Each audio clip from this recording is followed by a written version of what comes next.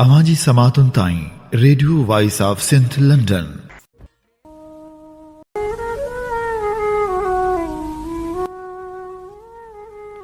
सामियन समर सूर गूंदर गबरियन में जड़े बधाऊं जान में पैगामन जा पूर आदेसी असूर वजाए वाट थिया भलारे भिट धणी जे भलारे बैत सां मुझो ही आवाज़ मुसाफ़िर radio voice of Sindh London ता थी दुनिया जी कुंड कुड़छ ताईं जंहिंजा माग ॿुधे पियो उन्हनि मिड़नी महिरबाननि खे सिक भरियो सलाम शाल क़बूल पवे। 22 जनवरी छंछर जे ॾींहुं प्रोग्राम सोच वीचार साण करे अवां जी ख़िदमत पे हाज़ुर अवां जो पंहिंजो मेज़बान हबीब लगारी। प्रोग्राम जी शुरुआत में अवां लाइ इहा ई दुआ त शाल जित हुजो सुख सलामती सां हुजो, कॾहिं बि ॾुखियो ॾींहुं न ॾिसो ऐं कॾहिं बि अवां जूं मुर्कूं मेरियूं न थियनि। सोच वीचार में सभ खां पहिरियां शामिल हुजूं जग जहान जूं ख़बरूं। ख़बरनि जे जहान में अवां खे ॿुधाईंदासीं टंडे अलहियार में शहीद अल्ताफ़ जसकाणी जे क़ातिल जे क़त्ल वारे वाक़े ऐं छिकताण वारी सूरतहाल बाबति ख़बरूं। उन सां गॾोगॾु तारीख़ी किताब तारीख़ जा ॾींदड़ मां शाह वलीउल्लाह जो तारुफ़, जग मशहूर किताब सिंधु जूं सल्तनतूं जी क़िस्त नंबर 66 ऐं कामरेड जाम साकी जे किताब सिंध जी शागिर्द तहरीक जी आख़िरी क़िस्त पेश कंदासीं। सभ खां पहिरियां अवां जी ख़िदमत में पेश करियूं था ख़बरूं। टंडे अलहियार जी सीशर कोर्ट ॿाहिरां STP जे मरकज़ी अॻवान अल्ताफ़ जसकाणी जे क़त्ल केस जो मुख्य जवाबदार ख़लील उर्फ़ भोलो मारिजी वियो। फायरिंग में अल्ताफ़ जसकाणी जो भाउ असद जसकाणी ज़ख़्मी थी पियो। पुलिस खेसि ज़ख़्मी हालत में गिरफ़्तार करे वरितो। MQM पाकिस्तान जे कारकुननि एहतिजाज करे सॼो शहर बंदि कराए छॾियो। सुबुह 9:30 वॻे ख़लीलुर रहमान उर्फ़ भोलो पंहिंजे भाउ आसिफ़ ख़ानज़ादे सां गॾु पेशी ते सीशर कोर्ट अची रहियो हो त नामालूम माण्हुनि हमिलो करे गोलियूं हयूं। गोलियूं लॻण सबबि भोलो ख़ानज़ादा सख़्तु ज़ख़्मी थी पियो ऐं बाद में फ़ौत थी वियो, जॾहिं त हिकु औरत पिणु ज़ख़्मी थी पई। मक़तूल जो भाउ मुजज़ाने तौरु बची वियो। पुलिस असद जसकाणी खे ज़ख़्मी हालत में गिरफ़्तार करे वरितो। बाद में लाश ज़ख़्मियुनि खे सिविल अस्पताल मुंतक़िल कयो वियो। जॾहिं त वाक़े खां पोइ टंडे अलहियार में छिकताण वारी सूरतहाल पैदा थी वई, जॾहिं त 15 खे पिणु बाहि ॾेई साड़ियो वियो। टंडे अलहियार में कोर्ट ॿाहिरां गोलियूं लॻण दौरान ज़ख़्मी थियल STP अॻवान असद जसकाणी खे पुलिस जे सख़्त पहिरे हेठि हथकड़ियूं हणी हैदराबाद सिविल अस्पताल में दाख़िल कयो वियो।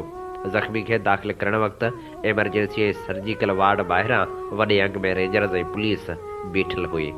STP जा अॻवान ऐं कारकुन पिणु वॾे अंग में पहुची विया। टंडे अलहियार में कुझु वक़्तु अॻु सिंध तरक़ी पसंद पार्टी जे मरकज़ी अॻवान अल्ताफ़ जसकाणी खे पिणु क़त्ल कयो वियो हो, जंहिंजो इल्ज़ाम मुतहदा जे कारकुन ख़लील उर्फ़ भोलो ख़ानज़ादे ते हुयो ऐं मथस केस में दाख़िल थियल हुयो। होॾ हैदराबाद सिविल अस्पताल जे डॉक्टरनि ॿुधायो आहे त असद जसकाणी खे 2 गोलियूं लॻल आहिनि। सिजावल मां इहा ॾुख भरी ख़बर बि पहुती आहे त सिजावल जी तारीख़ जो हिकु अहम किरदारु PP शहीद भुट्टो जो अॻवान ऐं आल पार्टीज़ एक्शन कमेटी ज़िले सिजावल शहरी इतिहाद जो चेयरमैन उस्ताद यूनस भान दिलि जो दौरो पवण सबबि लाॾाणो करे वियो आहे।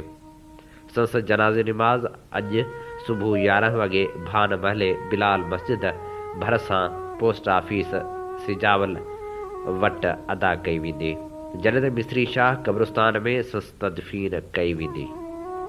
उस्ताद यूनस भान जे विछोड़े वारी ख़बर खां पोइ सिजावल में सोग छांइजी वियो आहे।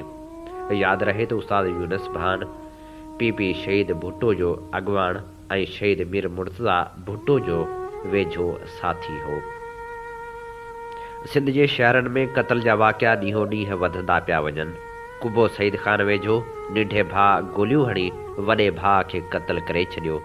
ज़मीन ते हर काहिण जा पैसा घुरण तां मुनीर गोलियूं हणी वॾे भाउ ख़ुदा बख़्श खे क़त्ल करे छॾियो। जॾहिं त दोदा ख़ान जो चवण हो त भाव ते हर काहिण जा पैसा घुरिया त निढे भाउ मुनीर कावड़ में फायरिंग करे खेसि क़तल कयो। जॾहिं त कंदकोट वासी नौजवान कराची में पंहिंजे ज़ाल हथां क़तल थी वियो। गुल मोहम्मद सैरियाणी 2.5 साल अॻु राबिया पठाण सां परणो कयो, साल ताईं अच वञ रही। महीनो अॻु नौजवान जे क़तल जी ॼाण मिली, पुलिस जी मदद सां जांच कराई पर लाश न मिलियो। वारसनि जो चवणु आहे त गुल मोहम्मद खे इस्लामाबाद वठी वञी राबिया, मुर्तज़ा, हमज़ा ऐं राबिया जे भाइरनि गॾिजी क़तल कयो। सांगड़ में हमराह ॻोरहारी ज़ाल खे मारे पाण ख़ुदकशी करे छॾी। सिकंदराबाद वारे इलाइक़े में दीन मोहम्मद मरी ज़मीन ते कमु कंदड़ अली मरी खे ज़ख़्मी कयो। जवाबदार घर अची पंहिंजी ॻोरहारी ज़ाल खे गोलियूं हणी मरणींग करे छॾियो। औरत पेट में ॿार सुम्हे त मौक़े ते दम ॾेई छॾियो। ज़ख़्मी खे इस्पताल मोकिलियो वियो।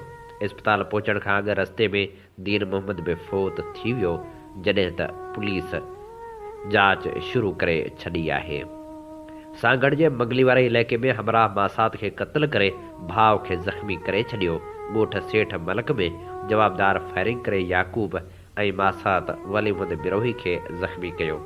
ॿिन्ही ज़ख़्मियुनि खे सिविल इस्पताल आणण बाद नवाब शाह इस्पताल मुंतक़िल कयो वियो त ज़ख़्मनि जो सूर न सहंदे वली मुहम्मद बिरोही फ़ौत थी वियो। भान भरसां सगावती तकरार तां नौजवान खे गोलियूं हणी क़त्ल कयो वियो। बाईपास ते 3 नामालूम हथियारबंदनि फायरिंग करे नौजवान निसार अहमद लुंड खे क़त्ल करे छॾियो, जॾहिं त वाक़े जा जवाबदार गिरफ़्तार थी नाहिनि सघिया। नौजवान जे चाचे जो चवणु हो त नौजवान निसार अहमद खे पसंदि जो परणो करण तां क़त्ल कयो वियो आहे। मेहड़ भरसां कार इल्ज़ाम में नौजवान खे क़त्ल कयो वियो। ॻोठ आघामाणे में हथियारबंदनि गोलियूं हणी 19 सालनि जे वहीद अली लाखेर खे क़त्ल करे छॾियो, जॾहिं त नौजवान जे क़त्ल ख़िलाफ़ वारसनि एहतिजाजी मुज़ाहिरो कयो। इल्ज़ाम हेठि आयल धुर घर ख़ाली करे फ़रार थी वई।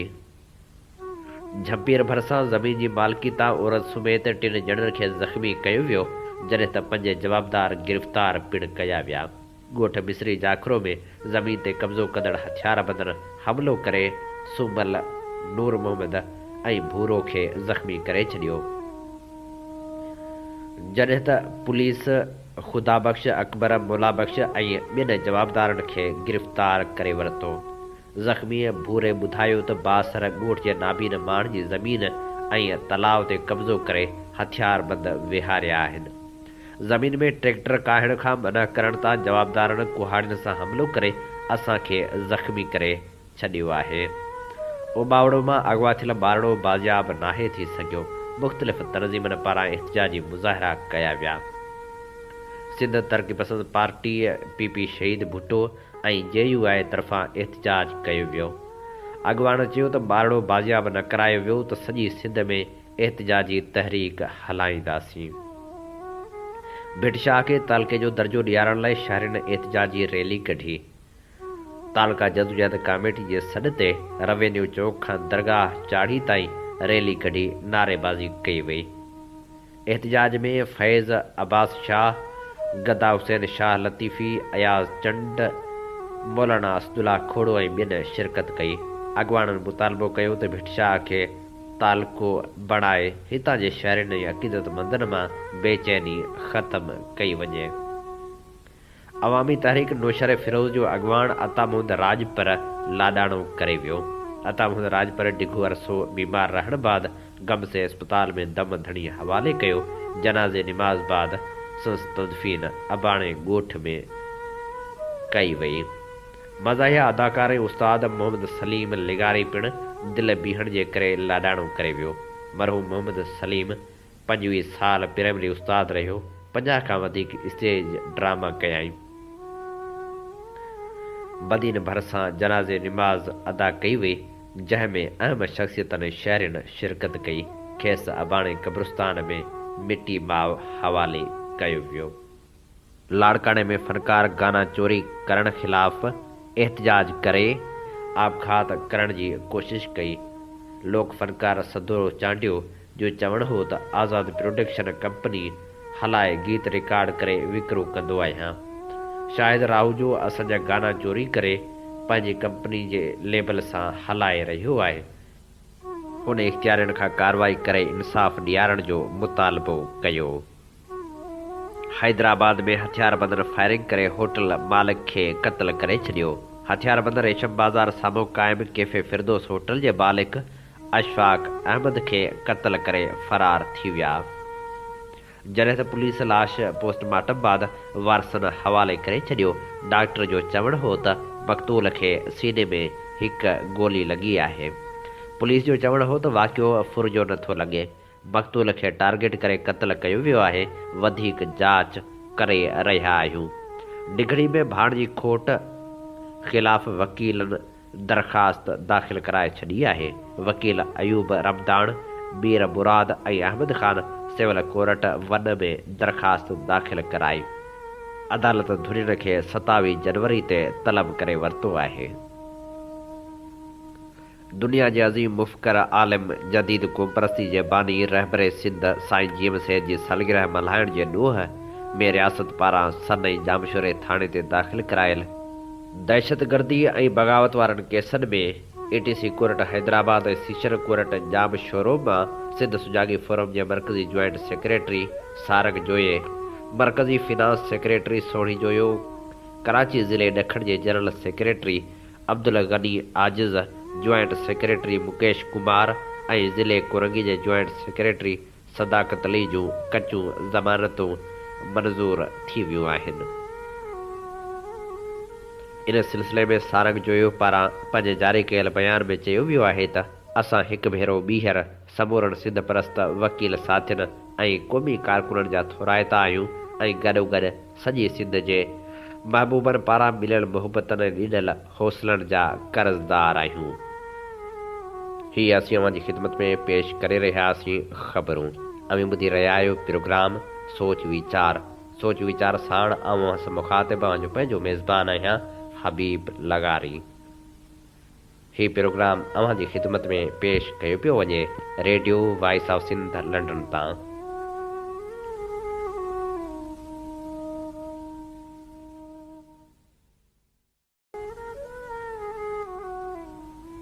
प्रोग्राम सोच वीचार में हाण वर्क वरायूं था किताब तारीख़ जा अॾींदड़ जा।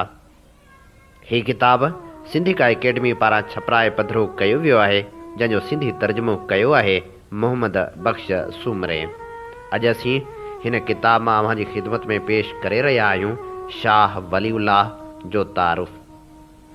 औरंगज़ेब 1707 ईस्वी में वफ़ात कई। संस वफ़ात खां पोइ सियासी वॻोड़ शुरू थी वियो, जंहिंजे नतीजे में आख़िरकार निढे खंड में मुस्लिम इक़्तिदार भोरा भोरा थी वियो। उहा सियासी भंजडाह रूहानी मुझारे जो नतीजो हुई, जेका समाजी ऐं इक़्तिसादी दायरनि खे बि वकोड़े वई हुई। सभिनी पासनि खां बग़ावतनि मुंहुं कढियो हो, जिन खे मुंहुं ॾियण जी क़ाबिलियत औरंगज़ेब जे जानशीन में कान हुई।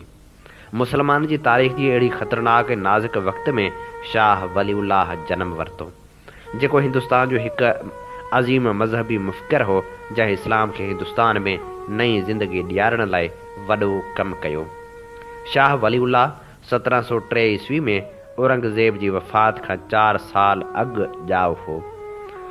संस ॾाॾो शेख वजीहुद्दीन शाहजहान जी फ़ौज जो हिकु मुखिया अमलदार हो। हुन जो वालिद शाह अब्दुर्रहीम हिकु सूफ़ी ऐं मशहूरु आलिम हो, जंहिं फ़तवा आलमगीरी जी तालीफ़ में मदद कई हुई। फ़तवा आलमगीरी इस्लामी क़ानून जो हिकु वॾो ज़ाब्तो आहे।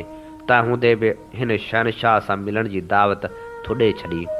पंहिंजूं समूरियूं शक्तियूं मदरसे रहीमिया जी तनज़ीम करण में ऐं उते पढ़ाइण में लॻाए छॾियूं। उहो हिकु दीनी मदरसो हो, जंहिं अॻिते हली मुस्लिम हिंदुस्तान जे मज़हबी छोटकारे में अहम किरदारु अदा कयो ऐं जंहिं शाह वलीउल्लाह, शाह अब्दुल अज़ीज़, सैयद अहमद बिरेलवी, मौलवी अब्दुल हई ऐं शाह इस्माइल शहीद जहिड़ा मज़हबी सुधारक ऐं मुजाहिद पैदा कया। शाह अब्दुर्रहीम संस भाउ जी सिख्या बाबति मौलाना उबैदुल्ला सिंधी लिखे थो त ॿिन्ही भाउरनि जी सिख्या जो तत्व हो त को अहिड़ो रस्तो ॻोल्हे कढिजे जंहिं ते मुस्लिम फ़िलसुफ़ यानी सूफ़ी मुतकलमियन ऐं फ़िक़ह क़ानूनदाननि गॾिजी सफ़र करे सघनि। शाह वलीउल्लाह पंहिंजी इब्तिदाई तालीम पंहिंजे नामवर वालिद खां हासिल कई, जेको संस उस्ताद बि हो त संस रूहानी रहबर बि हो। पंहिंजे ॼम जी असली वक़्त खां अॻु पैदा थियो हो ऐं एतिरी त तेज़ हाफ़िज़े जो मालिक हो जो 7 सालनि जी ॼमार में क़ुर मजीद हिफ़्ज़ करे छॾियो हो आहे। हूअ 17 सालनि जो थियो त संस वालिद 1731 में वफ़ात करे वियो। हुन पंहिंजे वालिद जी जाइ ते मदरसा रहीमिया में पढ़ाइणु शुरू कयो ऐं 12 सालनि ताईं हू कमु कंदो रहियो। तंहिंखां पोइ हूअ वधीक पढ़ण लाइ अरबुस्तान वियो। हू हिकु ज़हीन आलिम हो। हूअ मके ऐं मदीने में 14 महीना रहियो। उन अरसे में हूअ हिजाज़ जे निमाया उस्तादनि सां लहे विचण में रहियो। हुनजो दिलपसंद उस्ताद मदीने जो शेख अबू ताहिर बिन इब्राहिम हो, जंहिंखां हुनखे हदीस में सनद अता थी। मके में रहण दौरान शाह वलीउल्लाह हिकु ख़्वाब ॾिठो, जंहिंमें पैगम्बर पाक खेसि हुकुम ॾिनो त हूअ निंढे खंड वञी मुस्लमाननि खे मुनज़िम करण ऐं खेनि छुटकारे ॾियारण जो कमु करे। तंहिं करे हू 9 जुलाई 1732 ईस्वी में दहली मोटियो ऐं ईंदे ई पंहिंजे कम में जुंबी वियो। हुन उहो इंतिहाई मुश्किल कमु उन वक़्तु पंहिंजे हथ में खयो जॾहिं हिंदुस्तान जा मुस्लमान पंहिंजे तारीख़ जे तमामु ॾुखे दौर मां गुज़री रहिया हुआ ऐं संदन समूरो समाजी सियासी इक़्तिसादी रूहानी सिरिश्तो भॼी भोर थी चुको हो। दहली अचण खां पोइ हुन पंहिंजे शागिर्दनि खे इस्लामी इल्म जे मुख़्तलिफ़ शाखनि जी सिख्या ॾियणु शुरू कई ऐं खेनि उहो कमु सौंपियाईं त वञी माण्हुनि में इस्लाम जे हक़ीक़ी रूह जी तबलीग कनि। हुन इस्लामी अलमनि ते मयारी किताब लिखण जो कमु बि पंहिंजे हथनि में खयो ऐं 1762 में पंहिंजी वफ़ात ताईं इस्लाम ते वॾी तइदाद में किताब लिखिया जेके अॼु सूधो अहम लेखजनि था। शाह वलीउल्लाह तमामु घणो लिखियो। इस्लामी इल्मनि जे मैदान में हुनजूं लिखणियूं दाइमी हैसियत रखनि थियूं। हुन 30 सालनि जे अरसे में अरबी तोड़े फ़ारसी ज़ुबाननि में आला मयार जा 50 किताब लिखिया। उन्हनि किताबनि मां के त अहिड़ा बि आहिनि जिन जे मुक़ाबले जो ॿियो को किताब इस्लामी अदब में अञा ताईं लिखिजी न सघियो आहे। इस्लामी इल्मनि जूं हिन जेके बि ख़िदमतूं कयूं तिन मां सभ खां वॾी ख़िदमत इस्लामी सिख्या जे वसीअ ज़ख़ीरे खे जुदा जुदा उनवाननि तहत आणे उन्हनि जो ज़ाब्तो तयारु करणु हुई। हुन जा किताब ख़्याल तोड़े मुस्तक़िल बीनी जे लिहाज़ खां निमाया हैसियत रखनि था। हिकु समाज सुधारक ऐं सोशलिज़म बाबति नज़रियनि जे बानी हुअण जी हैसियत में खेसि कार्ल मार्क्स जो अॻुवाण चई सघिजे थो। आज़ादी वारी तहरीक जी तारीख़ में शेख मोहम्मद इकराम हुन जे किताबनि जे बारे में लिखे थो, शाह वलीउल्लाह आलमाना किताब लिखिया ऐं सघारियूं ऐं लाभाइतियूं तहरीकूं शुरू कयूं, पर हुन जे लिखण जूं उहे पोशीदा ख़ासियतूं बि घटि अहम कोन्हनि जेके हुन निंढे खंड जे मुस्लिम मज़हबी नज़रिए खे विरसे में ॾिनियूं, जिन जे करे निंढे खंड में हूअ माण्हुनि जे वधीक वेझो थियो ऐं संदन आईंदे जो रस्तो ठहियो। हुन जे लिखड़नि में इल्म अंदर जी सोझरे नवाण ऐं बुर्दबारी जूं ख़ूबियूं मौजूदु आहिनि, पर नज़रे तोड़े अमल में हुन जंहिं गुण ते सभ खां वधीक ज़ोर ॾिनो सो आहे अदल या अदालत। हुन जा किताब नज़रिया काफ़ी साबिती ॾियनि था त हुन उन असूल ते अमल बि कयो ऐं विरले को अहिड़ो मौक़ो हथां वञायो जंहिंमें हुन समाजी ताजी पेटी खे बरक़रार रखण लाइ नज़रियाती तौरु अदल जे किरदार ते ज़ोर न ॾिनो हुजे। हूअ जंहिं दौर में पैदा थियो तंहिं ते तसौफ़ जो गूढ़ो रंग चढ़ियल हो। संस पीउ हिकु मशहूरु सूफ़ी हो। पंहिंजे निंढपिण में हू अज़ीम मज़हबी सुधारक इब्न तैमिया जे असर हेठि हो। हिजाज़ में रहंदे हुन जो वास्तो अहिड़नि आलमनि सां पियो जिन ते वहाबियत जो असरु हो। वहाबी आलमनि जी सोहबत करे तसौफ़ ते संस अंधो अक़ीदो त ज़रूरु घटियो, पर वहाबियुनि वांगुरु हुन तसौफ़ खे मुकमिल तौरु रद्द न कयो। हुनखे ख़बर हुई त निंढे खंड में इस्लाम खे मक़बूल करण लाइ सूफ़ियनि केॾो न कमु कयो हो ऐं उहो बि ॼाता ई थिए त सचो पचो इस्लामी तसौफ़ माण्हुनि जी रूहानी तरक़ी लाइ केॾो न ज़रूरी हो। पर हूअ रिवायत हेठि आयल रिवायती सूफ़ीअ मते ते सख़्तु तनक़ीद कंदो हो जेको संस नज़र में दुनिया त्यागण जी हद ताईं वञी पहुतो हो ऐं सचे इस्लाम जे उबतड़ हो। हूअ पंहिंजे वसियतनामे में लिखे थो, ॿी वसियत इहा आहे त जीअं त उहे सूफ़ी काफ़ी ग़लति कार आहिनि, तंहिं करे कंहिंखे बि उहो नथो जुगाए त हूअ हिन ज़माने जे सूफ़ियुनि जो पोइलॻ थी पंहिंजा मामरा उन्हनि जे हवाले करे छॾे। शाह साहिब सूफ़ी मते खे रद्द करण बदिरां उनखे सुधारण ऐं मंझंसि ज़ाब्ते पैदा करण ते ज़ोर भरियो। हुन उन्हीअ मौज़ू ते काफ़ी किताब लिखिया जिन में सूफ़ी जे ओगड़नि ऐं गुड़नि जी छंड-छाण कयाई।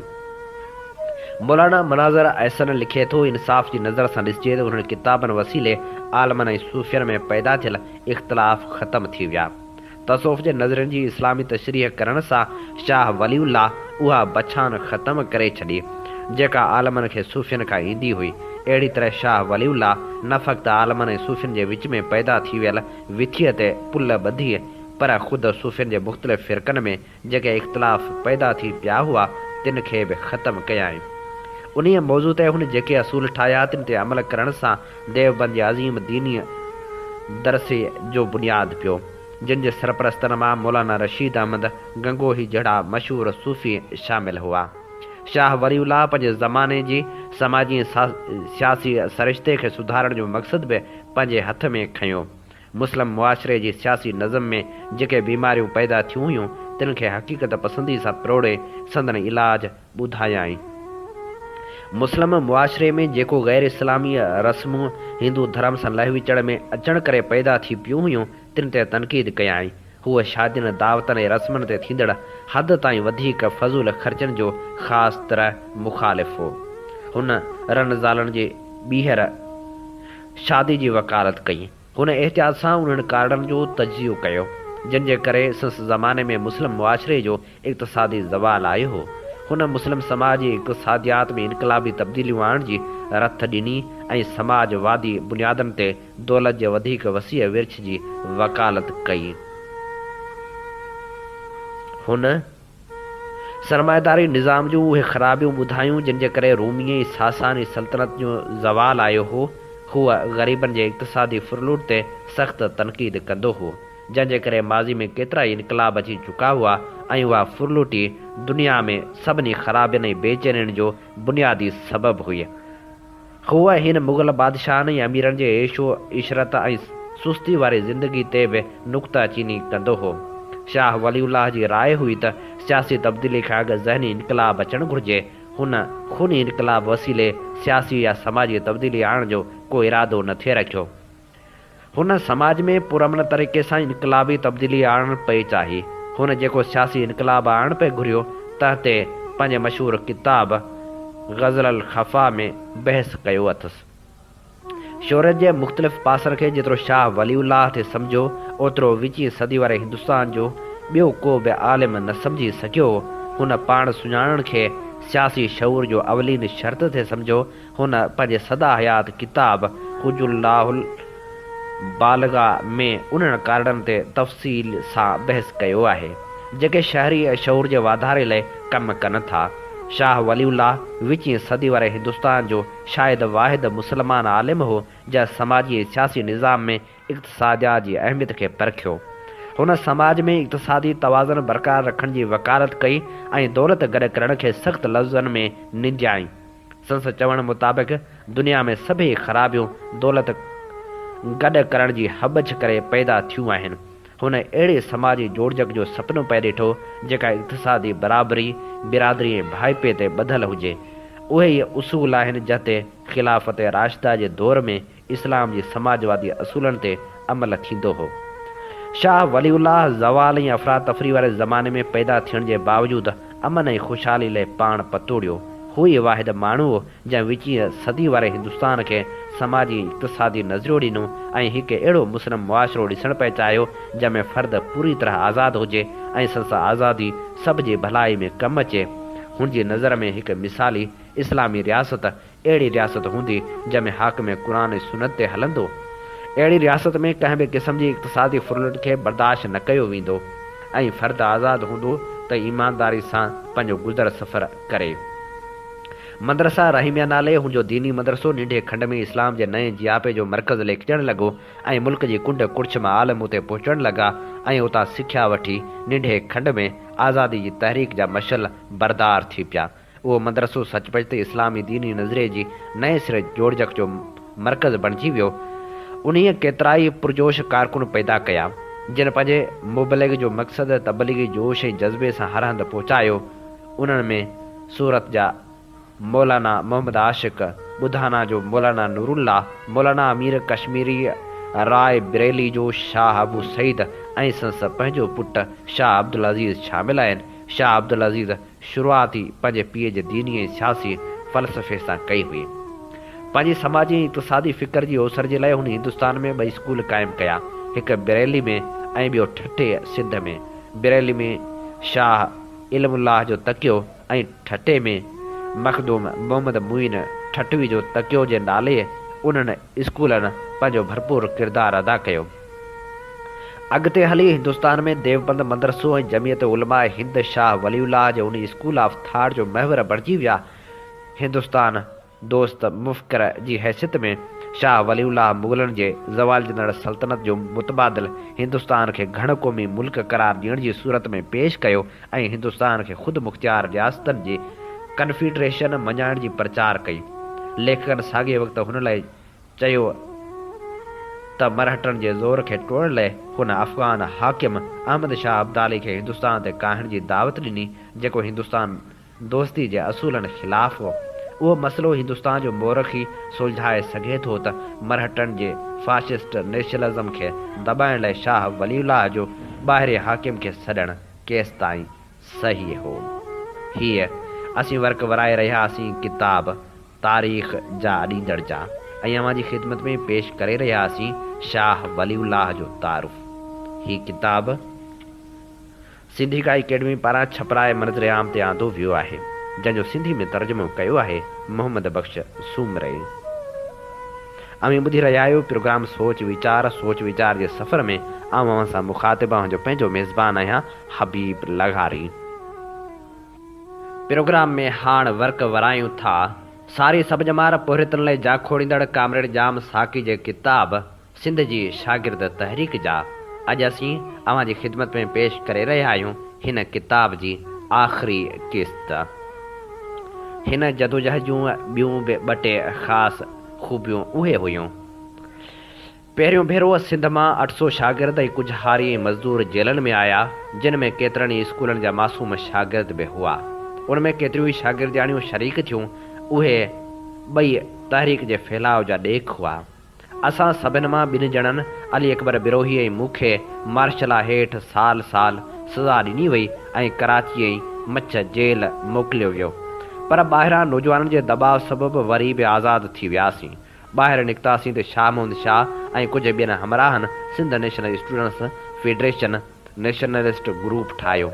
जेतोणीकि नवाब शाह में मूं खेनि ऐं इमदाद शाह खे चयो त हिन मां सिंध जे क़ौमी हक़नि वारी तहरीक खे नुक़सानु पहुचंदो ऐं रुॻो भुटे खे फ़ाइदो पहुचंदो, जो अवीं असांजे ख़िलाफ़ प्रोपेगेंडा कंदा तहरीक जे इतिहाद ऐं साख खे धक रसंदो।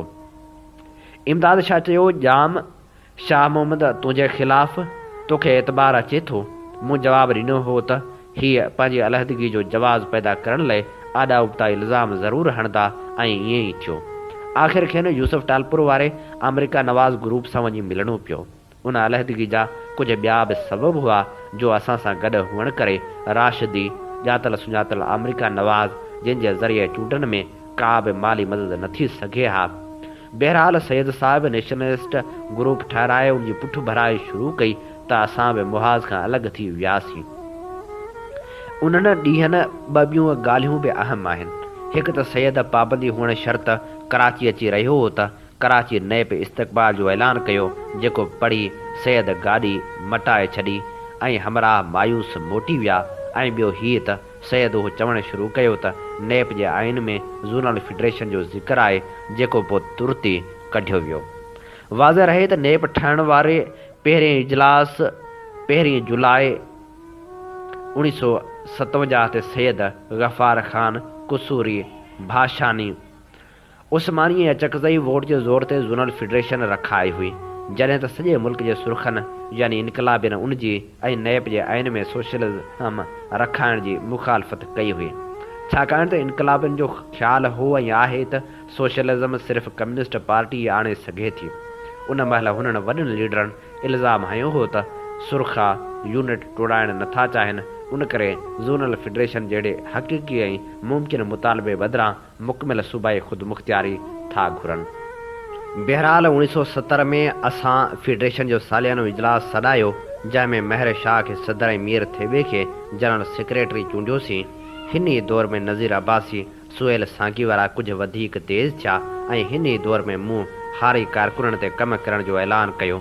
वन यूनिट जे टुटण खां पोइ ॿ रस्ता हुआ। हिकु उहो त हक़ीक़ी सूबाई ख़ुदमुख़्तियारी ऐं ॿियनि क़ौमी इक़्तिसादी मसइलनि ऐं पीढ़ियल तबक़नि जे मुतालबनि खे खणी अॻिते वधिजे, जंहिंमें ई सिंध जे अवाम जी ख़ुशहाली हुई, जेको ओखो ऐं अणांगो रस्तो हो ऐं आहे। ऐं ॿियो हीउ त फ़िरका वारे त फैलाए दुकानदारी क़ाइमु रखिजे, जीअं उन मां मज़दूर दुश्मनी वारो मामिरो बि चिटो न ॾिसण में अचे। हिन ॾस में असां 1970 में ई Baloch students organisation, Pakhtun students federation ऐं पंजाब स्टूडेंट्स यूनियन सां गॾिजी Pakistan federal union of students जो क़याम अमल में आंदो ऐं असांजी पेशावर वग़ैरह जे जेल वारे दौर में सियासी चुरपुर ते बंदिश हुअण ऐं रुगो सियासी जमायतनि खे इजाज़त हुअण सबबि शागिर्द हारी मज़दूर अवामी राबता कमेटी बाबा सिंध जतोई साहिब जी सरपरस्ती में ठही ऐं उन जे सहारे सकरण में एॾी वॾी हारी कॉन्फ्रेंस थी, जॾहिं अॻु कॾहिं बि सिंध में न थी हुई पुॼाणी। 1971 में जॾहिं बंगाल में क़त्लेआम शुरू थियो, तॾहिं हिते मुजीबुर रहमान जा नाम निहाद हामी क़ौम परस्त शागिर्द घरनि में घिड़ी सवड़ियूं ताणे सुम्ही पिया। उन वक़्तु उहा सिंध नेशनल स्टूडेंट फेडरेशन ऐं राबता कमेटी हुयूं, जिन उन ख़िलाफ़ु हैदराबाद, नवाबशाह ऐं कराची में जुलूस ऐं पंफलेट कढिया हुआ ऐं तहरीक जे नए रुख खां हर वक़्तु अवाम खे बाख़बर रखियो हो। ऐं ईअं वक़्तु साबित कंदो रहियो आहे त केरु क़ौमी हक़नि लाइ विढ़नि था ऐं केरु। बाक़ी जेसिताईं इल्ज़ामनि जो तालुक़ु आहे, सो के मश्करात इहो बि था लिखनि त लसानी फ़साद थिया, तॾहिं जाम किथे हो। ॼटनि खे इहा बि ख़बर कान्हे त उन वक़्तु मुल्तान जेल में आऊं यहिया हुकूमत तरफ़ां ॿुधायल सज़ा जा भुटे जे दौर में तामील थी सा भोॻे रहियो हुअसि। सो अहिड़नि इल्ज़ामनि जा कहिड़ा जवाब ॾिबा। अलबत्ता आख़िर में अयाज़ जो हिकु बैत यादि आयो अथमि, असां ते इल्ज़ाम आंदा जग जीअण जा, जंहिंजे रोज़ जवाब में जरकिया मुंहिंजा जाम, अला कॾहिं आम रसंदा मुंहिंजे रूह खे।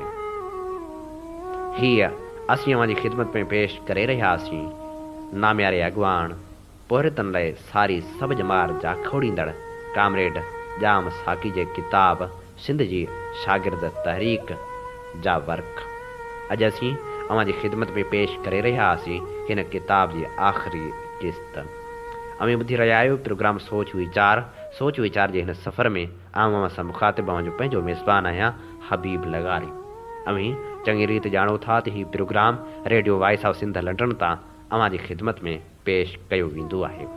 Radio voice of Sindh London जेको सिंध जे तर्जमानी वारो किरदारु अदा करे पियो, उनखे अव्हां जे साथ ऐं सहकार जी ज़रूरत आहे। सुजाॻी जे हिन सफ़र में अचो, असां सां हमक़दम बणिजो। असीं पंहिंजी मदद पाण तहत हिन इदारे खे जीअं जो तीअं हलाए रहिया आहियूं। ॾुखियनि हालतनि बावजूदि पेर पिथूं ज़रूरु थिया आहिनि, पर हौसला हिकु लम्हे लाइ बि घटि न आहिनि थिया। छो त असां सम्झूं था त हक़ जो अलम जॾहिं बि बुलंद थियो आहे, उहो कॾहिं बि न आहे झुकंदो।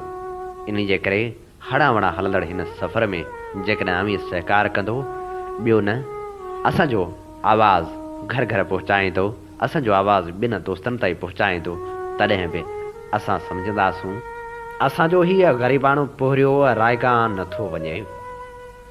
Radio voice of Sindh London तां नशर थियल समूरा प्रोग्राम यूट्यूब ते मौजूदु आहिनि। जेकॾहिं अमीं उहे प्रोग्राम ॿुधणु चाहियो था, हींअर ई सर्च करियो radio voice of Sindh London. ऐं हाणे प्रोग्राम में जग मशहूरु किताब सिंधू जूं सल्तनतूं जा वर्क वरायूं था। हीअ किताब नाम्यारी लेखक इलाही सलबेनिया जो लिखियलु आहे, जंहिंजो सिंधी में तर्जुमो कयो आहे मुज़फ़र बुखारी। अॼु असीं अवां जी ख़िदमत में पेश करे रहिया आहियूं हिन किताब जी 66वीं किस्त। मुंहिंजी गाइड बुक मुताबिक़ हिंदू माण्हुनि जो कैलाश जबल 7वीं दोज़ख जो हिसो आहे ऐं आसमान खे चीरे मथे वञे थो। हिन खे यात्रा लाइ ईंदड़ माण्हू मौत जी वादी चवनि था। हीअ जबल उतां आहे ऐं मौसमनि में ओचितनि तब्दीलियुनि जे हवाले सां तमामु घणी शोहरत रखे थो। हर साल 3 ॾींहनि में हिन जबल जे चौधारे हिकु चकर पूरो करण लाइ निकिरंदड़ यात्री ओचिती मौसमी तब्दीलियुनि जे करे मौत जे वादियुनि में हलिया वञनि था। सिंधुअ नदी जो हक़ीक़ी मुंड कैलाश जबल खां उत्तर तरफ़ कुझु ॾींहंनि जे पंध ते आहे। हेल ताईं मुंहिंजी सॼी प्लानिंग उन मफ़रूज़े ते थियल हुई त सिंधु नदी जो मुंड संगे अली वटि आहे। मुंहिंजी प्लानिंग कंहिं एतमाद जोगे ज़रिए बदिरां रुॻो मक़ामी माण्हुनि जी कूड़नि किसनि ते ॿधल हुई। हिन मुहिम जे तकलीफ़नि ऐं जबलनि ते चढ़ण जे फ़न खां अणॼाण हुजण जे बावजूदु मुंहिंजी ख़्वाहिश आहे त आउं जबल ऐं उन जे नदियुनि जो अभ्यास करण लाइ तिब्बत वासियुनि वांगुरु बिना कंहिं साज़ सामान जे करियां। गाइड बुक मां त का रहनुमाई न मिली ऐं उन खां पोइ मूं ओलह तिब्बत जे नक्शे जो मुआइनो कयो ऐं पको ख़्यालु कयुमि त हिन सफ़र लाइ मूंखे जंहिं बि शइ जी ज़रूरत पवंदी सा उतां मिली वेंदी। संगे अली में मुंहिंजी ख़्वाहिश हुई त हिकु तिब्बती गाइड मसवाड़ ते हिकु तंबू ऐं चुल्हो मिली वञे त ज़ुबान खां वाक़ुफ़ु न हुजण बावजूदु उहो अड़ांगो सफ़र करे सघां थी। पर उहे तस्वर उन वक़्तु पुरज़ा थी विया जॾहिं मूंखे उहो मालूम थियो त हिते सुपर मार्केट में दॿनि में बंदि जूस, थाईलैंड खां आयल मुख़्तलिफ़ सेक्सी लिबास ऐं एतिरे क़दुरु जो शराब जूं बोतलूं सभु कुझु मिली सघे थो, पर उहो कुझु नथो मिली सघे जेको मुंहिंजी ज़रूरत आहे। उन ते आउं वॾा टहक ॾेई खिलणु लॻियुसि ऐं चीनी मूंखे हैरत मां ॾिसणु लॻा त माई चरी थी वई आहे। पोइ मूंखे ख़बर पई त कैलाश यात्रा लाइ माण्हू आम तौरु लिहासा या नेपाल खां अचनि था ऐं हू पाण सां गॾु ज़रूरत जी हर चीज़ उतां ई गॾु खणी अचनि था। पंहिंजी उन नाकामी खां पोइ हाणे मूं वटि दारचीन वञण खां सवाइ ॿियो को बि रस्तो न हो ऐं उहो सफ़र बि उन उमेद ते करिणो हो त उतां हर चीज़ मिली वेंदी। पोइ मूं दारचीन वेंदड़ जीप में सीट हासिलु कई ऐं सफ़र शुरू करे छॾियमि। जीप में 7 ॿिया मुसाफ़िर बि हुआ जेके सभु चीनी सियाह हुआ ऐं उहे हिक ॿिए लाइ बि बिल्कुलु ओपरा हुआ। आमतौरु हितां खां दारचीन 6 कलाकनि जो सफ़र आहे, पर हुन सां तेज़ बरसातनि जे करे 5 दरिया उथली पिया हुआ ऐं असांखे उन सफ़र में 1 राति ऐं 2 ॾींहं लॻी विया। हर थोरे मुफ़ासिले खां पोइ जीप खे बीहणो थिए पियो ऐं आऊं भर पासे जा नज़ारा ॾिसंदी रहियसि। हाणे असीं एतिरी ऊचाई ते पहुची विया हुआसीं जो मूं पंहिंजी ज़िंदगी में एतिरो विशाल ऐं रोशन आसमान कॾहिं बि न ॾिठो हो ऐं सिॼी रोशनी ॼण त 6 मुख़्तलिफ़ हंधनि तां निकिरी रही हुई। हिते तिब्बती मैदान जी सतह बाक़ी सॼी धरती जी सतह खां ॿीण ते थुल्ही आहे। निज़ारनि जो सरगम बि सिंधु माथिरीअ जे सुरनि सां भरियल नज़र थे आयो। किथे नदियुनि जी उथल हुई त सिंध जहिड़ो वारियासो सेरा, किथे पंजाब जहिड़ियूं सरसब्ज़ पहाड़ियूं हुयूं त किथे बर्फ़ सां ढकियल जबल हुआ। उहो सभु कुझु बसि अखि फेराइण सां नज़र अची थे वियो। मूं तस्वर कयो त जेकॾहिं सॼी सिंधु माथिरे खे मुख़्तसर कजे त उनजी शक्ल बिल्कुलु अहिड़ी वञी बीहंदी जेका हिते संगे कबाब वटि हुई। सिंधु नदी जे समुंड ताईं सॼे सफ़र जी भेट में हिते उनजी रफ़्तार तमामु माठी हुई, ॼण त ॾुख मां भरिजी आहिस्ते आहिस्ते अॻिते वधी रही हुजे। असीं हिकु दरिया जे किनारे पहुतासीं, पर उते असांजी जीप गप में फासी पई ऐं अॻिते वधणु मुमकिन न रहियो। बरसाति बि शुरू थी चुकी हुई। तिब्बतियुनि सां भरियल 2 बसूं बीठल हुयूं जेके दरिया जे विच में फासी पियूं हुयूं। उहो ॾिसी मूंखे ॾाढो अफ़सोस थियो। हिकु चीनी बिल्डूज़र संदन मदद लाइ अॻिते वधियो ऐं फ़ौजनि बस जे ड्राइवर ॾांहुं रसो उछलायो त हूअ हेठि पाणी में लही उहे गाॾी जे अॻे हिसे सां ॿधी छॾे। बिल्डूज़र आहिस्ते आहिस्ते पोइते हटणु लॻो ऐं रसो टड़काट करे टुटी पियो ऐं 50 तिब्बती मुसाफ़िरनि जा चेहरा डप में पीला थी विया। हिकु ॿियो बिल्डूज़र बि बीठल हो। मूंखे चीनी फ़ौजी ऑफिसर जो इशारो ॾिसी ॾाढी हैरत थी। बिल्डूज़र ॿिन्ही बसनि खे दरिया में छॾे असांजी जीप ॾांहुं वधियो, छाकाणि त जीप में चीनी माण्हू सवार हुआ ऐं उन करे तिब्बतियुनि खे विच दरिया में लावारस छॾियो वियो। हिकु फ़ौजीअ लोहीअ रसो असांजी जीप सां ॿधो ऐं पोइ बिल्डूज़र असांखे तुरत छिके दरिया जे ॿिए पासे पहुचाए छॾियो। असांखे बचाइण वारो उहो ऑपरेशन ॿिए तरफ़ बीठल हिकु फ़ौजी ऑफिसर मल्हाए रहियो हो। असांजी जीप हुन पासे पहुती त ताड़ियूं वॼाए वियो ऐं शोर मचणु लॻो ऐं फ़ौजी ऑफिसर मुकमिल सुकून सां उहो सभु कुझु फिल्माए रहियो हो। ॿिए तरफ़ 2 बसूं हुयूं जेके तिब्बती मुसाफ़िरनि सां भरियल विच दरिया में बीठियूं हुयूं ऐं संदन मदद करण वारो को बि न हो। कांगरीअ रपोची ताईं चीनी हुकूमत समूरो इलाइक़ो सियाहनि लाइ खोले छॾियो हो ऐं 1980 खां सियाहनि जी अचु वञु जारी हुई। उन जे नतीजे में वीज़ा जीअं फ़ी ऐं ॾंड जे मद में हुकूमत खे तमामु घणी आमदनी बि थी रही हुई, पर उन मां तिब्बतियुनि खे को बि फ़ाइदो न पहुतो हो। आख़िरकार असीं जॾहिं दारचीन पहुतासीं त उते जो सॼो नक्शो ई तब्दील हो। हर तरफ़ अमरीकी अंदाज़ नज़र आयो। हर को अमरीकी नज़र अचण जी कोशिश में मसरूफ़ नज़र आयो। काऊ बुआ हेठि ऐं नशे में ॿुॾल नौजवान अजीब मंज़र पेश करे रहिया हुआ। तिब्बत जो क़दीम लोक विरसो डॉलरनि ऐं युआन में विकिरो थी रहियो हो, पर तिब्बती ज़ुबान ऐं सक़ाफ़त पोयनि पसान में हुई। हर चीज़ ते चीनी सक़ाफ़त जो असरु नज़र अची रहियो हो। कारोबार ऐं वापार ते चीनियुनि जी हिकु हटी हुई।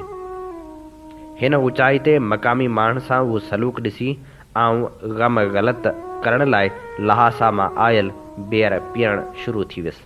आख़िरकार पीसीओ हलाईंदड़ शख़्स मूंखे मायूसी खां बचाए वरितो, छाकाणि त ॿिनि ग्राहकनि जी भेट में मुंहिंजो रद्द अमल मुख़्तलिफ़ हो। मूं जॾहिं बि फ़ोन ते ॻाल्हाइणु शुरू थे कयो त रुअणु शुरू करे थे छॾियमि। अॼु सोचां थी मूंखे पंहिंजे पाण ते हैरत थिए थी, पर उहो सचाई त तिब्बत में गुज़ारियल हर ॾींहं ते रुनी आहियां। उहो रुअणु रुॻो माण्हुनि लाइ न हो, पर उन तहज़ीब लाइ बि हो जेका इंतिहाई तेज़ी सां मरी रही आहे। मुंहिंजो रुअणु रुॻो चीन जे बेठकीअ मनसूबे ते न हो, पर मूंखे पंहिंजे पाण ते बि रुअणु आयो हो, छाकाणि त मूं पंहिंजे लाइ सख़्तु ख़तरो महसूसु कयो हो। काशगर, संगे अली ऐं दारचीन मां मूं जॾहिं बि पंहिंजे मुड़ुस सां फ़ोन ते ॻाल्हायो त लुड़कनि जूं लारूं वहण थे लॻियूं, ॼण त का नदी में का उथल आई हुजे। असल में आऊं 3 ॾींहंनि खां तसेगार जे पीसीओ ते ईंदी हुयसि ऐं तिब्बतियुनि जो हुजूम मूंखे घेरे वठंदो हो। तसेगार ख़ामोशी सां वेही मूंखे ॾिसंदो हो ऐं खेसि चमड़ी जी जैकेट पातल हूंदी हुई। हिकु ॾींहुं हू मूंखे संस घर वठी वियो, जेको दुकान जे बिल्कुलु भरिसां हो। उते वेही मूं पंहिंजे मुड़ुस खे फ़ोन नंबर ॾिनो ऐं पोइ हुन तसेगार जे घर वारी फ़ोन ते मूंसां पाण ॻाल्हाइणु शुरू कयो। उन विच में तसेगार जी ससु, जंहिंखे डिघो तिब्बती चोगो पातल हो, त घर मां बकरियुनि जो कयल गंद साफ़ कयो, रंधिणे जी सफ़ाई कई। पोइ हू थोरी देरि खां पोइ मूं लाइ तिब्बत जे नमकीन ऐं मखण वारी चांहि ठाहे मूंखे प्यारींदी रही। उन विच में आऊं पंहिंजे मुड़ुस सां ॻाल्हाईंदी रहियसि ऐं उनजे थोरे प्यार भरे अंदाज़ में ॻाल्हाइण ते मूंखे रुअणु अची थे वियो। हूअ मूंखां बार बार पुछंदो रहियो त तोखे छा थी वियो आहे जो ईअं रोई थी पवीं, ऐं मूं उनखे वधीक ऊचाई जे करे नफ़्सियाती मसइलो करार ॾिनो। या थी सघे थो त जाग्राफ़ी दाननि ऐं इल्म अर्ज़ियात जे माहिरनि जी राय दुरुस्त हुजे त तिब्बत नाकारी जज़्बा पैदा कंदड़ सरज़मीन आहे। दारचीन में तसेगार वाहिद माण्हू हो जेको रवानी सां अंग्रेज़ी ॻाल्हाए सघियो थे। हुन मुंहिंजे लाइ तिब्बती ऐं चीनी ज़ुबान मां अंग्रेज़ी में काफ़ी तर्जुमा बि कया, ख़ासि तौरु याक मेन, जेको यात्रा लाइ याक फ़राहम कंदो हो, त असां राब्ते में घणी मदद कयाई। सेप्टेम्बर ताईं दारचीन में सियाह अचणु बंदि करे छॾींदा आहिनि ऐं याकमेन उन दौरान घणो कुझु कमाए वरितो हो, सो माज़रत करणु लॻो हो। हाणे वधीक कमु करणु नथो चाहे। पोइ मूंखे भर वारे ॻोठ मां हिकु घोड़े वारो शख़्स घुराए ॾिनाई, जंहिंजो नालो चंपी हो ऐं सिंधु नदी ताईं पहुचण वारे रस्ते खां बि वाक़ुफ़ु हो। उन वक़्त ताईं मूंखे पोलैंड जे जबल चाढ़ुनि जे ग्रुप जा 8 ॼणा बि मिली विया हुआ, जिन वक़्तु हिकु इज़ाफ़ी ख़ीमो बि हो ऐं उहो मुंहिंजे ऐं चंपे जे लाइ काफ़ी हो। बहरहाल असांजी पोलैंड जे साथियुनि खे घणी तकड़ हुई, सो असीं तुर्त रवाना थी वियासीं। पर ॿिए ॾींहुं हिकु नौजवान छोकिरी हिकु ग्लेशियर मां निकिरंदड़ दरिया में किरी पई ऐं संसु बॉय फ्रेंड बि मींहं में कपिड़ा आला थियण जे करे बीमार थी पियो हो, सो हूअ 2 ॼणा वापसि हलिया विया। 3 ॾींहं असांखे सख़्तु बर्फ़ानी तूफ़ान में सफ़र जारी रखिणो पियो। चौथे ॾींहं ते बाक़ी बचियल 6 साथियुनि, जिन मां हर हिकु 6 फुट डिघो सख़्तु बर्फ़ानी मौसम लाइ जोड़ियल लिबास पातल ऐं ट्रेकिंग वारियुनि स्टिक्स, फिरकणी जहिड़ियुनि डिजिटल कैमरानि ऐं विटामिन सां भरियल खुराक पाण सां गॾु खणी ईंदड़नि ऐलान कयो त बर्फ़ानी तूफ़ान में सफ़र जारी रखणु ख़ुदकशी हूंदी। पोइ इंतिहाई अफ़सोस ऐं मजबूरी जी हालत में मूंखे बि वापसि दारचीन जो सफ़र करणो पियो। ऐं एतिरी परेशान हुयसि जो मूं बर्फ़ानी लिबास ऐं ट्रेकिंग स्टिक्स बि उछलाए छॾियो। वापसी जे सफ़र में सवाइ चंपे जे ॿिए कंहिं सां बि न ॻाल्हायो। वापसि दारचीन पहुतासीं त याक मेन मुंहिंजा पैसा फॿाइण लाइ ऐलान कयो त चंपे खे संस ॻोठ में याक जे गोश्त जी विरासत लाइ थींदड़ हिकु जशन में लाज़मी शिरकत करणी आहे ऐं हूअ 20 ॾींहंनि ताईं संगे कबाब ताईं हली न सघंदो। मसइलो इहो हो त उन वक़्त ताईं मुंहिंजी परमेंट बि ख़तमु थी वञे हा ऐं बर्फ़बारी जे करे लक बि बंदि थी वञनि हा।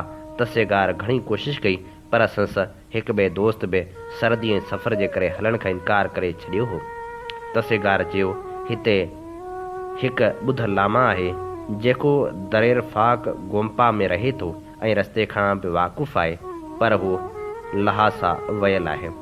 उन ॾींहुं तसेगार जे घर में जॾहिं मुंहिंजे मुड़ुस फ़ोन कई त आउं हिकु भेरो ॿीहर लुड़कनि जा दरिया वहाइण लॻसि, ॼण त ग्लोबल वार्मिंग जे करे को ग्लेशियर ॻरी रहियो हुजे। ॿिए ॾींहुं तसेगार हिकु ख़्यालु पेश कयो, पर उन सां गॾु उहा फ़िक्रमंदी बि ज़ाहिर कई त को ख़ौफ़नाक हादिसो बि पेश अची सघे थो। बहरहाल हुन सस खे पीसीओ ते विहारियो ऐं असीं दारचीन दरिया ऐं शहर जे गंदनि घटियुनि मां अॻिते वधणु लॻासीं, जिते शहर जी गंदगी जो तमामु वॾो ढेर हो ऐं धप एतिरी हुई जो कुता बि उतां ख़ामोशी सां गुज़रण ते मजबूर हुआ। असीं उन ढेर जी चोटी तां लही हुन पासे पहुतासीं। तॾहिं मूंखे अहसासु थियो त घटी जी गंदगी जी भेट में करम लामा जे बदन में वधीक धप हुई, ॼण त हू बि उन गंदगी जो ई हिसो हो। लामा 5 कंबलनि में वेढ़ियो वेठो हो ऐं उहे कंबल बि ॼण त गंदगी जो ई हिसो हुजनि। हुन जे बारे में उहा सुठी ख़बर मिली त हूअ थोरी हिंदी बि ॼाणे थो। हुन जी भेट ते ॿुध लामा जे हथ जो निशान हो, उन करे हू पाण बि लामा बणिजी वियो ऐं खेसि संगे कबाब जे रस्ते जी मुकमिल ॼाण हुई। असांजो कमकार वारो मसइलो जल्द निबिरी वियो ऐं हू हलण ते राज़ी बि थी वियो ऐं ख़र्च बि घटि वठंदो। हिकु तिब्बती खे ॿाहिरां वठी आयासीं जेको असां सां गॾु मज़ूर जी हैसियत में हलण ते राज़ी थी चुको हो। पोइ करम लामा पंहिंजे ॿिनि पाड़ेसिरियुनि खे घुरायो जेके ताज़ो यात्रा करे मोटिया हुआ। हुननि वटि खीमा फालतू हुआ, अछा ऐं वॾा खीमा हुआ जिन ते ॻाढ़ी ऐं हेॾे रंग जूं पटियूं हुयूं। मामरा तय थिया ऐं खीमा खोले ॾिठासीं त ख़बर पई त उहे वाटर प्रूफ न आहिनि, पर मुंहिंजो उहो एतिराज़ु तसेगार सुमेत सभिनी रद्द करे छॾियो त तिब्बत में अहिड़ा ई खीमा हलंदा आहिनि। ॿी परेशानी उहा हुई त उन्हनि खीमनि खे खोइण लाइ क़िला न हुआ। मज़ूर जंहिंजो नालो यूजा हो उन बि सौदे में हिसो वरितो ऐं असां उहे खीमा ख़रीद करे वरिता। बाक़ी कुझु सामान ऐं प्लास्टिक जूं चादरूं ॿिए ख़रीद करण जो प्रोग्राम तय थियो। मूं करम लामा खे प्लास्टिक जे चादरनि जी ख़रीदारी लाइ 10 युआन ॾिना। यूजा पंहिंजे दोस्त जो घासलेट वारो चुल्हो मुफ़्त में खणी आयो। असां उहो तय कयो त सुभाणे सामान वठंदासीं, आराम कंदासीं ऐं परीहं सुबुह सवेर पंधु पवंदासीं। ॿिए ॾींहुं शाम जो आउं यूजा जे घर पहुतुसि त रवानगी बाबति मामरा तय करे वठिजनि। उते पहुतुसि त ख़ालिस घरेलू माहौल नज़र आयो। यूजा जी घरवारी ताज़ो वेंझी आई हुई ऐं आलावार संवारे रही हुई। संस नंढड़ी धीउ जा कुझु कपिड़ा लाहे छॾिया विया हुआ। हूअ रेढ़ियूं पाए रही हुई। हिते तिब्बत में ॿारनि खे नंढा नंढा 3-4 कपिड़ा पातल हूंदा आहिनि त जीअं ख़ासि ज़रूरत जे वक़्तु ॿार खे मुकमिल उघाड़ो करणो न पवे। यूजा जे घर जे अधु हिसे में होटल बि हुई जिते वेही असीं करम लामा जो इंतज़ारु करणु लॻासीं। यूजा हिकु तिब्बती औरत ऐं हिकु चीनी फ़ौजी सां ताश खेॾण में मसरूफ़ थी वियो। हुन जी संस ज़ाल खे अंग्रेज़ी न थे आई ऐं आउं तिब्बती ज़बान खां नावाक़ुफ़। नतीजे में रुॻो हथनि जे इशारनि ऐं मुल्कनि में हिक ॿिए सां मुखातिब थींदा रहियासीं। आख़िरकार आउं वापसी लाइ तयारु थियुसि। अञा ताईं करम लामा जो को बि पतो न हो। तसेगार जे बारे में मुंहिंजो ख़्यालु हो त संस ज़ाल मरी चुकी आहे ऐं उन करे हू कमाए थो ऐं संस ससु 2 ॿारनि जी सार संभाल करे थी। पर अॼु जॾहिं घर पहुतुसि त ख़बर पई त मुंहिंजो अंदाज़ो ग़लति हो। तसेगार जी ज़ाल असल में संस 6 भेनरनि सां गॾिजी लहासा वयल हुई जेका अॼु मोटी आई हुई। हूअ डिघी ऐं ख़ुशि मिज़ाज औरत हुई। हूअ उन वक़्तु अञा बि वधीक ख़ुशि थियूं जॾहिं तसेगार ऐलान कयो त संदन सोलर पैनल हाणे एतिरी इज़ाफ़ी बिजली पैदा करणु लॻो आहे जो उते संदन ब्लैक एंड वाइट TV हलाए सघिजे थी। उन ते वधीक ख़ुशी जो इज़हार कयो वियो त हाणे चीनी फिल्मूं ॾिसण लाइ मिलंदियूं। उन शाम जो असीं आराम सां वेही याक जे गोश्त मां तयारु कयल नूडल्स खाई रहिया हुआसीं त दरवाज़ो ज़ोरदार आवाज़ सां खुलियो ऐं थधी आवाज़ सां गॾु करम लामा जे जिस्म जी बदबू बि अंदरि दाख़िल थी वई। करम लामा नशे में टुन हो। हुन प्लास्टिक जे चादरनि लाइ ॾिनल 10 युआन चीनी बिरांडी ते ख़र्च करे छॾिया हुआ ऐं हाणे हूअ कंहिं तौरु सफ़र करण ते राज़ी न हो। सतई भेनरूं अखियूं ऐं वात फाड़े ॾिसण लॻियूं। तसेगार ऐं करम लामा में बहस शुरू थी वियो। तसेगार जो अंदाज़ त ठीकु हो, पर करम लामा थियणंदे थाबड़ंदे कॾहिं सामान ॾांहुं इशारो करण लॻो, कॾहिं आसमान ॾांहुं त कॾहिं वरी दरवाज़े ॾांहुं इशारा करण लॻो। तसेगार आराम सां उथियो ऐं हुन हिकु हिकु करे सामान एहतियात सां खणी पासीरो करे रखियो ऐं पोइ फ़ैसिलाइती अंदाज़ में करम लामा सां ॻाल्हाईंदो रहियो। करम लामा ओचितो ख़ामोश थी वियो। हूअ छिप करे बेड ते वेही रहियो ऐं एतिरे में याक जे मखण वारी तिब्बती चांहि खॼी आई ऐं हुन उहा बि आराम सां पीती। पोइ चुप करे उथियो, एहतियात सां दरवाज़ो बंदि करे हलियो वियो। मूं तसेगार खां पुछो, तव्हां हुनखे छा चयो? हुन चयो, आउं ॼाणा थो त अहिड़नि माण्हुनि सां कीअं पेश अचिजे। मूंखे ॿुधायो त अव्हां जॾहिं ॿुधो त करम लामा खे हिंदी अचे थी त केतिरी ख़ुशी जो इज़हार कयो हो। हाणे हू हलण ते राज़ी आहे ऐं सफ़र में को बि मसइलो पैदा न कंदो। ॿिए ॾींहुं ई 8 वॻे करम लामा तयारु हो। हुनजे सामान मां एतिरी धप अची रही हुई ॼण त हुन समूरो घटियुनि जो गंद मेड़े ॿधो हुजे। हुन सां गॾु यूजा बि तयारु हो। वार ठहिराया आयो हो, हथ में हेठि पॉलिश थियल बूट पाए आयो हो।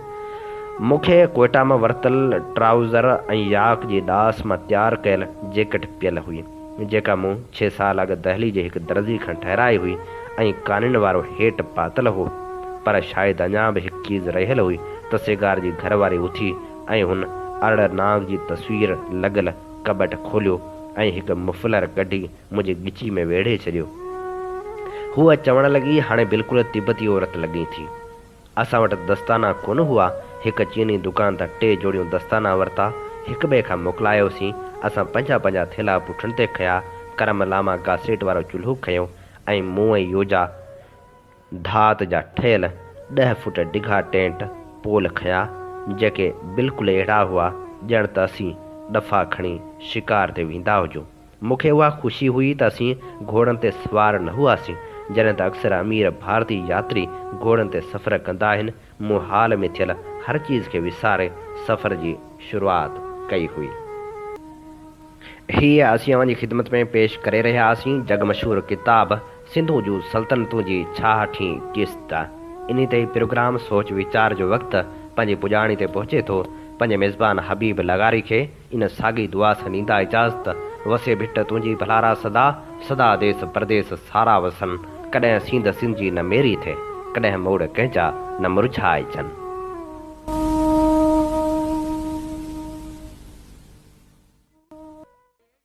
सिंधु मुंहिंजी अमा सूंह तुंहिंजी मथां छा लिखी, छा लिखां छा लिखी, छा लिखां। सिंधु मुंहिंजी अमा, दुनिया जा सिंधियो हिकु मुठ थी सिंध बचायो। सिंधु मुंहिंजी अमा सूंह तुंहिंजी मथां छा लिखी, छा लिखां। सिंध जो क़ौमी आवाज़ radio voice of Sindh London.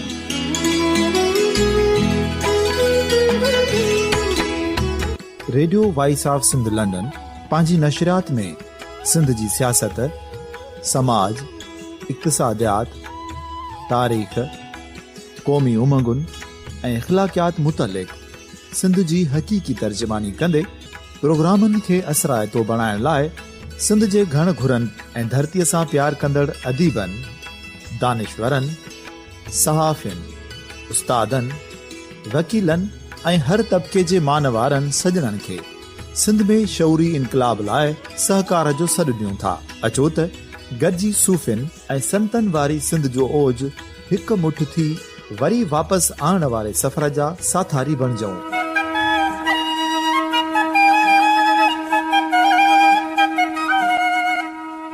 हिकु नए सुबुह जी शुरूआत जो पड़ाॾो घर घर, ॻोठ ॻोठ ऐं शहर शहर ताईं पहुचायो।